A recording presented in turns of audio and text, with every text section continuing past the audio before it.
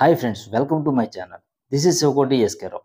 ఈ మధ్యనే జూలై నెలలో అంటే 2024లోనే 2 ఆస్ట్రాయిడ్స్ భూమికి అతి దగ్గరకు వచ్చి వెళ్ళాయి. బై లక్ ఇవి భూమిని టచ్ చేయలేదు. So we are lucky. అవి భూమికి ఎంత దగ్గరకు వచ్చాయంటే ఒకటి మనకు చంద్రుడు ఎలా కనిపిస్తాడో అంత దగ్గరగా 3,00,000 కిలోమీటర్ల దూరంలో కనిపించింది. అదే రోజు ఇంటర్నేషనల్ ఆస్ట్రాయిడ్స్ డే అవడం ఒక గమ్మత్తు. ఈ ఆస్ట్రాయిడ్ని ఒక చిన్న సైజు బైనాక్యులర్తో ప్రపంచంలోని కొన్ని ప్రదేశాల్లో నుండి విజిట్ చేశారు.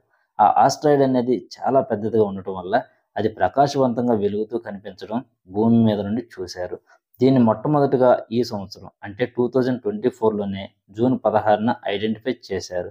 ఈ ఆస్ట్రాయిడ్ భూమికి చంద్రుడికి మధ్య ఉన్న దూరంలో ఇది సుమారు 77% సమానం. దీని పేరు 2024 ఎంకే అని, దీని వెడల్పు 200 మీటర్లు ఉంది అని శాస్త్రవేత్తలు చెప్తున్నారు. రెండవ ఆస్ట్రాయిడ్. ఈ ఆస్ట్రాయిడ్ పేరు 2011 UL21. దీని వెడల్పు వచ్చి 2.3 కిలోమీటర్లు. భూమికి దగ్గరలోని 99% ఖగోళ వస్తువుల కన్నా ఇది పెద్దది. కొన్ని రోజుల కిందటే ఇది భూమికి దగ్గరగా వచ్చి వెళ్ళింది.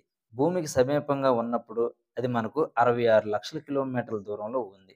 1900 సంవత్సరం తర్వాత భూమికి అంత దగ్గరగా వచ్చి వెళ్ళిన 10 అతిపెద్ద ఆస్ట్రాయిడ్లలో ఇది ఒకటి.